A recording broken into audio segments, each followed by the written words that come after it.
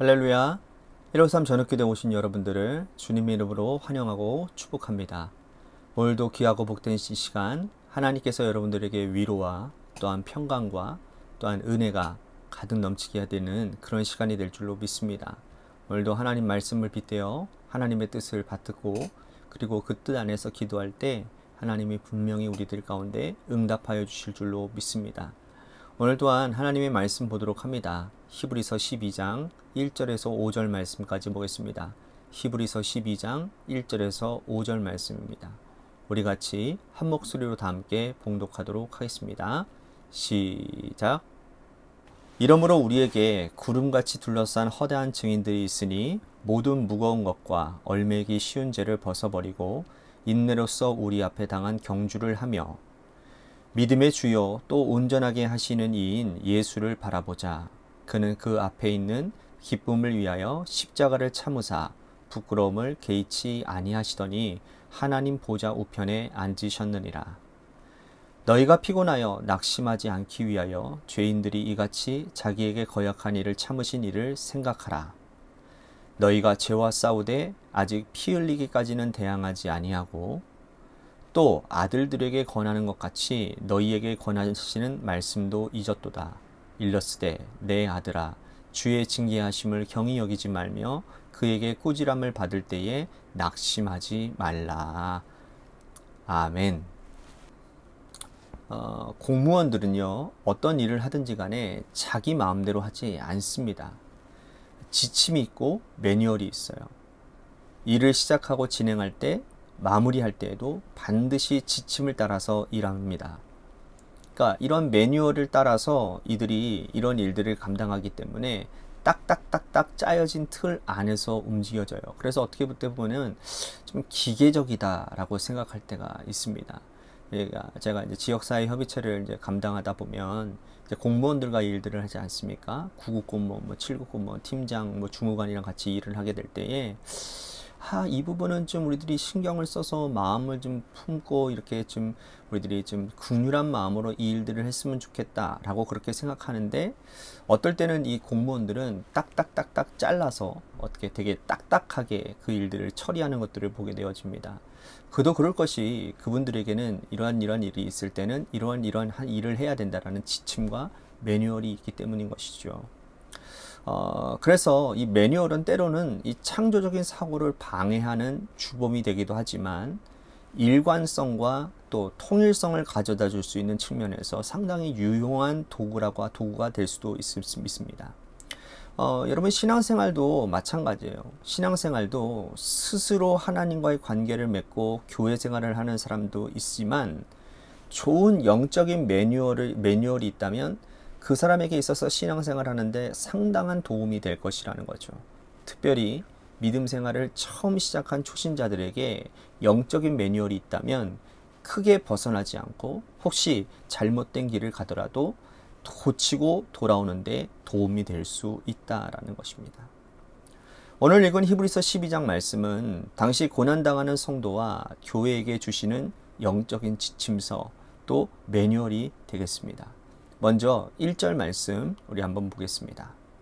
이러므로 우리에게 구름같이 둘러싼 허다한 증인들이 있으니 모든 무거운 것과 얼매이기 쉬운 죄를 벗어버리고 인내로써 우리 앞에 당한 경주를 하며. 지금 이 편지를 받고 있는 성도들은요 기독교가 공인되기 전 고난 가운데 있었던 자들입니다. 이들에게 요구하는 첫 번째 영적인 매뉴얼은 뭡니까? 인내입니다. 우리 앞에 있는 경주를 하고 또 구름같이 둘러싼 허다한 증인들을 보면서 힘내어라, 힘내서 인내해라 라고 말씀을 하고 있어요. 구름같이 둘러싼 허다한 증인들은 11장에 나오는 믿음의 위인들을 의미합니다. 그런 분들이 인내로 견디어 하늘나라의 보좌 우편에 앉았으니 우리도 인내해서 좋은 열매를 맺으라 라는 말씀인 것입니다. 그런데 사람들은요 이 인내라는 말을 들으면 언제까지 그리고 어떤 식으로 인내해야 될지를 궁금해할 때가 있어요. 이런 분들에게 그 다음의 방향을 이 말씀이 알려줍니다. 2절 말씀 보십시오. 믿음의 주요 또 온전하게 하시는 이인 예수를 바라보자. 그는 그 앞에 있는 기쁨을 위하여 십자가를 참으사 부끄러움을 개의치 아니하시더니 하나님 보좌 우편에 앉으셨느니라. 우리가 인내할 때에 우리의 인내의 방향이 예수 그리스도가 되어야 됨을 말씀하고 있어요. 인내하되 예수를 바라보고 참고 견디라고 말씀을 하는 거예요. 예수님을 바라보고 인내해야 될 이유는 무엇입니까? 바로 예수님이 최후의 승리자가 되셨기 때문입니다. 이 땅에 오셔서 가진 고난 다 당하시고 십자가에 달려 돌아가셨지만 3일 만에 부활하시고 또 40일 동안 이 땅에 계시다가 승천하셔서 하나님 보좌 우편에 앉으신 그 예수님을 바라보면 우리가 지금 겪고 있는 이 모든 고난을 충분히 인내할 만한 가치가 있다는 거예요. 그러므로 예수를 바라보며 견디고 견뎌내야 된다라고 말을 하고 있는 겁니다. 이 편지를 받고 있는 독자들이나 또 예수님이 이 땅에서 고생하신 것들은 동일합니다. 예수님이 이 땅에 오셨을 때에 로마가 정치 권력의 꼭대기에 있었고 또 그 아래에 로마에 붙어 사는 자들 헤롯과 유다 종교 지도자들이 있었습니다. 예수님은 그들의 권력을 비판했고 하나님 나라의 복음을 전파했습니다. 이들이 기득권을 주장하는데 예수님이 걸림돌이 되었고 그들은 결국 예수님을 십자가에 못 박아 죽여버립니다. 그 과정에서 이루 말할 수 없는 고통이 있었음을 여러분 우리는 말할 필요가 없을 정도예요. 주님은 십자가에 달려 돌아가셨지만 부활하셨고 승천하셔서 하나님 보좌 우편에 앉아 계십니다. 그러므로 히브리서 기자는 지금 너희가 겪는 그 고난은 예수님이 겪는 고난에 비할 바는 아무것도 아니라는 거예요. 그러니 견디고 이겨내면 예수님처럼 최후의 승리를 얻게 될 것이라고 말씀하는 겁니다. 하지만 그 과정에서 사단이 성도들을 가만두지 않겠죠. 묵묵히 인내하고 십자가 바라보고 나가도록 여러분 사단이 가만두겠습니까? 끊임없이 시험하죠. 그러나 우리는 그 시험에 빠져 죄짓지 말아야 된다는 거예요. 4절 말씀 보십시오. 너희가 죄와 싸우되 아직 피 흘리기까지는 대항하지 아니하고, 자, 우리를 죄짓게 만들고 또 사단의 하수인으로 만들려는 일체의 모든 시도에 저항하며 피 흘리기까지 싸우라고 말씀을 합니다. 사실 우리가 고난을 이길 수 있는 힘은 예수 그리스도의 십자가 그 하나밖에 없어요. 주님의 십자가를 붙들고 오늘도 견디고 앞으로도 견뎌나가는데 사단은 가만두지 않아요. 각종 시험으로 우리를 넘어지게 합니다. 하지만 히브리서 기자가 말한 것처럼 아직까지 너희는 피 흘리기까지 투항하지 아니하였으니 죄와 싸우되 피 흘리기까지 투장하라고 말씀하고 있는 거예요. 이 말씀은 오늘 우리들에게 굉장히 좋은 교훈이 되고 있습니다. 우리가 죄를 싸운다고 하지만 죄를 여러분 마음과 다해서 싸우고 있는지를 한번 돌아봐야 될 것 같아요. 남이 대신 해줄 수 있는 것도 아니에요. 스스로 은밀한 죄의 투쟁을 이겨내야 됩니다. 이 영적인 매뉴얼에 아주 중요한 것은 죄와 싸우되 피 흘리기까지 싸우라는 거예요. 그러나 우리는 연약함 때문에 넘어지고 죄를 지을 때도 있어요. 그때에 하나님의 징계가 다가올 것이라는 겁니다. 5절 말씀 보십시오. 또 아들들에게 권하는 것 같이 너희에게 권면하신 말씀도 잊었도다. 일러스되 내 아들아 주의 징계하심을 경히 여기지 말며 그에게 꾸지람을 받을 때에 낙심하지 말라. 죄를 지으면 하나님의 꾸지람이 징계로 다가온다라는 거예요. 이것은 당연한 일이고 동시에 영적인 축복이라는 겁니다. 죄를 짓는데 징계하지 않고 나무라지 않는다면 그것은 사생아와 같은 거예요. 버린 자식이나 마찬가지라는 겁니다. 우리가 죄를 지었으면 하나님께서 그때마다 개입하셔서 혼내고 나무라셔서 우리들이 온전하게끔 이끌어가는 그런 인도함이 있는 것이 하나님의 자녀 아닙니까? 아무리 죄를 지어도 하나님께서 아무 말씀 안 하시고 개입하지 않는다면 그것은 심각한 문제가 아닐 수가 없는 거예요. 그런데 성도들 중에는 죄 지어서 하나님께서 징계하시면 믿음의 자리를 떠나는 분들이 있어요. 베드로는 예수님의 십자가를 가로막다가 사탄이라는 소리까지 들었습니다.